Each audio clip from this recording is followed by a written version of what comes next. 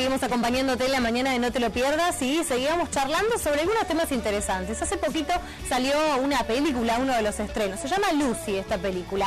Habla de que usamos el 10% de nuestro cerebro. Bueno, esto fue una cuestión que salió a la luz, que se vio en muchísimas revistas, que se ha leído, y por ahí hay algunas cosas que nosotros hemos escuchado del boca en boca. Albert Einstein había dicho ya en su época que usábamos menos de la capacidad precisamente del cerebro. Del 100% usábamos alrededor del 10%.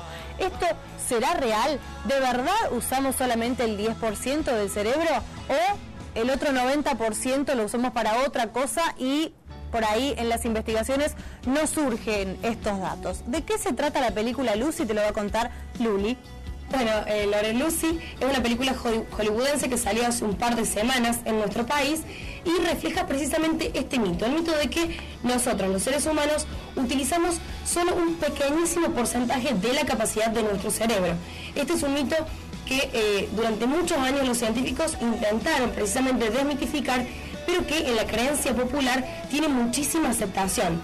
Bueno, en esta película, Lucy, que es la protagonista de la misma, sufre un secuestro y la utilizan como mula para cargar una bolsa con drogas. Una droga que a raíz de una situación se revienta dentro de su organismo y provoca en ella la expansión de esta capacidad de utilización de su cerebro. ¿Qué te parece, Eva, si vemos esta película que tuvo bastantes críticas, algunas buenas, otras malas, pero nosotros tenemos el tráiler para mostrarte?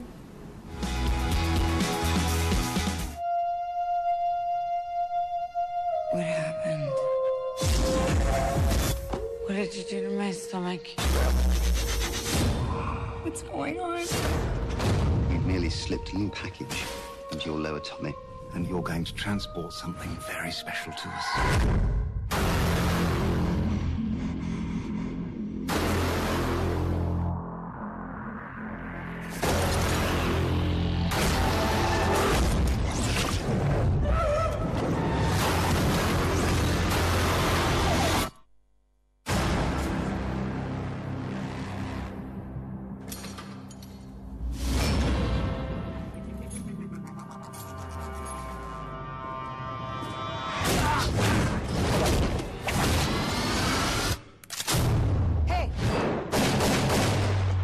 English? No. You speak English? Yes.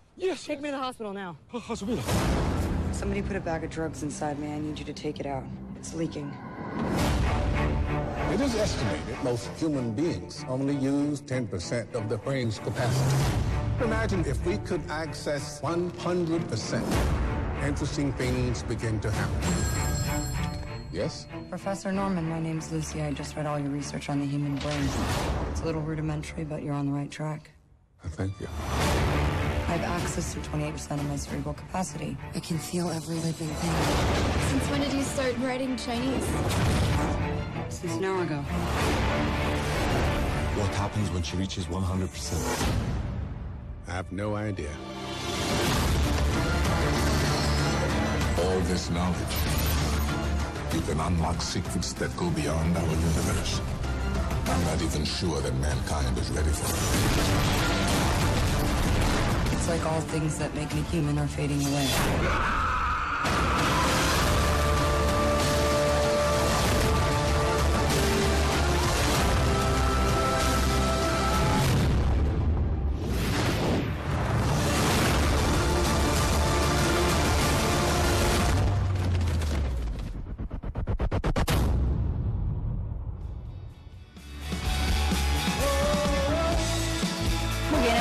El tráiler, ¿mito o realidad? ¿Ciencia ficción por ahí para, escribir esta película?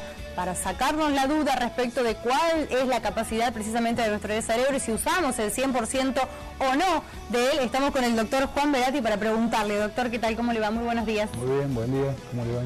¿Usamos el 10% del cerebro? ¿Eso es verdad o es un mito?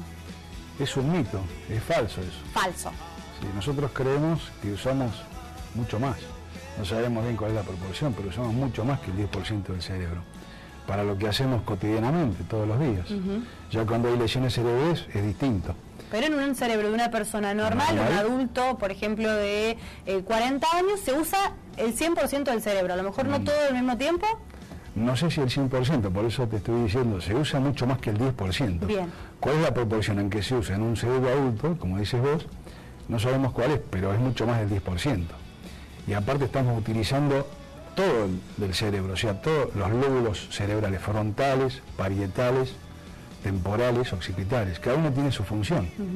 Los frontales, por ejemplo, nos hacen movilizar y a veces pensar y expresarnos correctamente. Bien. Los parietales nos dan a veces el gusto de las comidas y nos dan ciertas cosas a nivel del movimiento.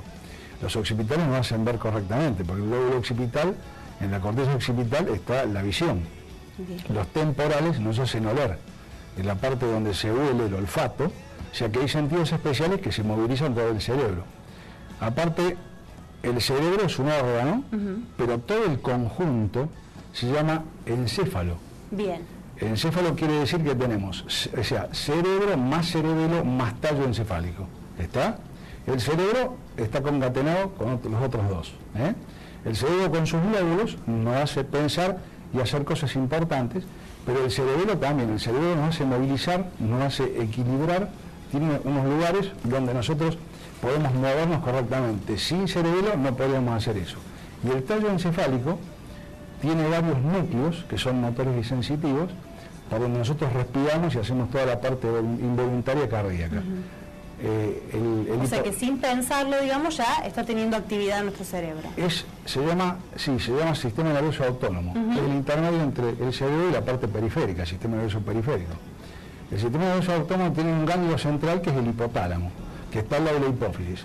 El sistema hipotálamo hipofisario es el que también nos hace a veces segregar las hormonas y hacer funcionar a nivel de lo que son los líquidos y lo que es la temperatura, etc. Y el tronco encefálico nos da parte de la motilidad, pero aparte nos hace, tiene centros, núcleos, que son de diversos lugares y que también movilizan la cara y demás, o sea, a nivel de los nervios craneales. Todos esos núcleos nos movilizan, por eso, tallo encefálico, cerebelo y cerebro, eso se llama encéfalo. Y el cerebro es aparte. Ahora, el mito es falso. El mito es falso totalmente. No se sabe cuál es la proporción que utilizamos en realidad. Usamos mucho más que eso, puede ser hasta un 90%. Y esto se ha desmitificado con varias pruebas de tipo funcional. O sea, no solamente lo decimos porque lo pensamos así. ¿Por qué se cree, por ejemplo, que Albert Einstein en su momento decía que no utilizábamos todo nuestro potencial de nuestro cerebro? No sé si fue Einstein, tengo mis dudas. Einstein sí lo dijo. Y no sé, que no usábamos todo el potencial de nuestro cerebro. Vos sabés que no sé si lo dijo alguien en nombre de él para hacer un poco de marketing, ¿no? Claro, porque para tener renombre. Exacto, porque Einstein tenía un volumen cerebral distinto, pero es otra cosa que también, hay gente que tiene un volumen cerebral no tan grande, pero una de ellas tiene unos contactos entre las neuronas cerebrales que son mejores que los otros cerebros y a veces piensan más rápido y mejor. A veces el volumen cerebral no tiene que ver con el pensamiento o con la inteligencia de una persona, que es muy difícil de medir. Ahora hay pruebas funcionales que nos hacen ver cómo pensamos y hacemos. Por ejemplo, la resonancia magnética funcional. Sí. El PET, que es el emisor de positrones, que es una tomografía específica con algunos marcadores. Después tenemos el SPEC. El SPEC también tiene marcadores de glucosa y como no podemos medir ese tipo de sustancia a ese nivel, sabemos qué está metabolizando y qué no. Y se ha probado que gente muy inteligente, con un resonador funcional, no utiliza todas las partes del cerebro al mismo tiempo, utiliza solo algunas. Claro. Ahora, en general, el cerebro sigue funcionando a pesar de que estemos dormidos, por ejemplo. Claro, si no podríamos respirar. Exactamente, la parte automática sigue funcionando, pero también en los lóbulos frontales, aunque no está automatizado, cuando dormimos, en el sueño, está el sueño REM, el sueño superficial y profundo, que hace que podamos funcionar. Por eso te digo, yo creo que eso es un mito que lo han utilizado, vaya a saber con qué fin, y hay otras pruebas funcionales, metabólicas, de muchos tipos, que nosotros hemos pensado, no, esto no es un 10%, es mucho más que el 10%. Juan, es decir, nunca descansa el cerebro. Descansa una parte, con uno duerme, pero no todo el cerebro descansa. Pero no todo el cerebro. No todo el cerebro, aparte tenemos estudios como la polisomnografía, que es No es un encefalograma, es un encefalograma mucho más especializado, donde se miden varias funciones al mismo tiempo, como es la actividad cortical, la respiratoria, la cardíaca, electroretinograma, etcétera. Es decir, se llama polisonografía porque hay muchos electrodos colocados en la cabeza en varias partes. Se hace un catastro con el paciente dormido a la noche, porque es un estudio nocturno, dura 8 horas, y eso da una promediación. Por eso hablo del sueño REM y no REM, porque vos tenés que estar en un sueño REM cuando está bien profundizado el paciente. Se llama REM porque es Rapid Eye Movement, o sea, movimientos oculares rápidos. Y eso es lo que hace de que vos, la descarga en el electroretinograma, pueda ver si el paciente duerme o no. Y se concatena con la apnea del sueño. Hay mucha gente que está excedida de peso y tiene otros tipos de problemas y hacen, cuando duermen, apnea del sueño, o sea, se ahogan. Y para eso sirve también el estudio. En ese tipo de estudios a mí se probó de que el cerebro no duerme. El cerebro continúa funcionando cuando se hace la polisomografía. También hay videoencefalogramas, hay encefalogramas computadorizados, hay potenciales evocados. Hay muchos tipos de estudios que nos hacen pensar que el cerebro no solo no duerme, sino que no usamos en el día el 10%, usamos mucho más.